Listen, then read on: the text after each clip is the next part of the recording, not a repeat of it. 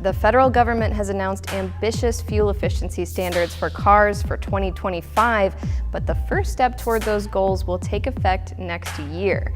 Here's what those changes to the miles per gallon standards are and what they mean for you as a consumer. The companies here today have endorsed our plan to continue increasing the mileage on their cars and trucks over the next 15 years. We've set an aggressive target, and the companies here are stepping up to the plate. By 2025, the average fuel economy of their vehicles will nearly double to almost 55 miles per gallon. To help reach that target, a preliminary goal was set for 2016. It's my understanding that the benchmark on 2016 is 34.5 miles to the gallon, which is a difficult number to hit. For example, the Ford Fiesta in my background here gets 37 miles to the gallon on the highway. The F-150 Raptor in the background here gets 16 miles to the gallon on the highway. So if you figured the average of the two, a little simple math, it doesn't get anywhere near 34. Essentially what's going on is the people in our government would like to see the gas mileage improve for what they call the fleet, which would be all the vehicles on the road, be they commercial vehicles or individuals, etc.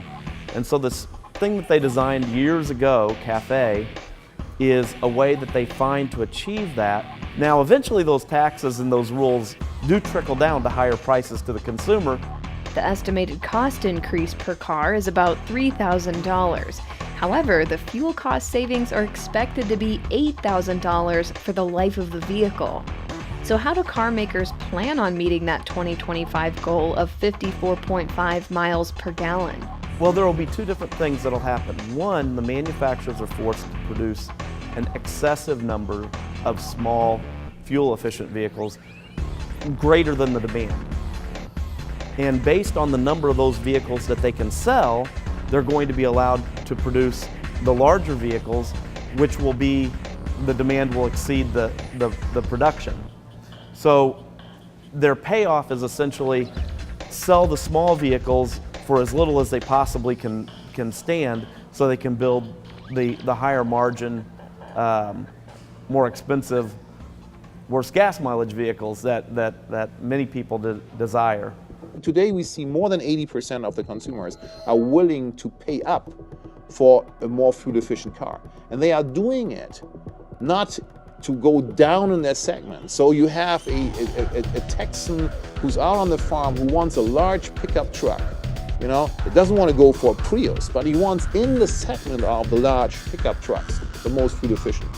For Ford, Toyota, Chevrolet, Chrysler, and Nissan, who produce big trucks for the consumer, they'll be penalized in a greater fashion than, say, some of the car companies like Honda that only produce cars, that don't produce any of the large trucks.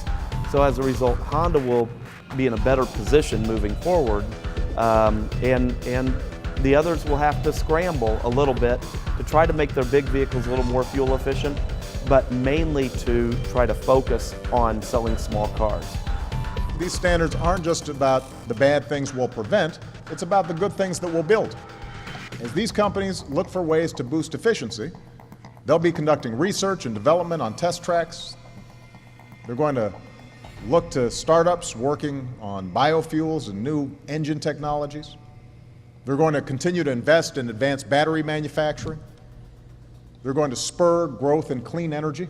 In the meantime, Ford Motor Company and many of the other manufacturers are working very hard to make their large vehicles more fuel efficient through using EcoBoost, which is essentially a turbocharged mechanism, using hybrid electric efficient vehicles, and then also just downsizing some of the engines and creating different things in the computer components to try to increase fuel efficiency.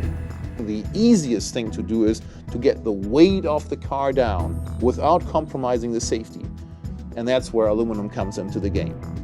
Cars made with aluminum parts could weigh at least a quarter less than those made with steel, so the use of aluminum in car manufacturing is expected to double by the 2025 fuel economy deadline. What we're seeing now is a broad-based transformation from steel to aluminum. That is the big difference. They're trying to make them lighter. For example, the new F-150 will be all aluminum for 2015. So they are trying to lighten the vehicles up quite a bit, in addition to the engines and the powertrains. I think that Americans should be allowed to buy what they wish to buy and make their own decisions about fuel efficiency, etc. I think it is good that it's driving the manufacturers to look for new ways to create more fuel efficient large vehicles, but I do think it's a little bit of a shame that some people are having to move to the smaller vehicles as a result. In the next 15 years, we're going to reduce the amount of oil we need by 2.2 million barrels per day. Using less oil also means our cars will produce fewer emissions. So when your kids are biking around the neighborhood, they'll be breathing less pollution and fewer toxins. It means we're doing more to protect our air and water. And it means we're reducing the carbon pollution that threatens our climate.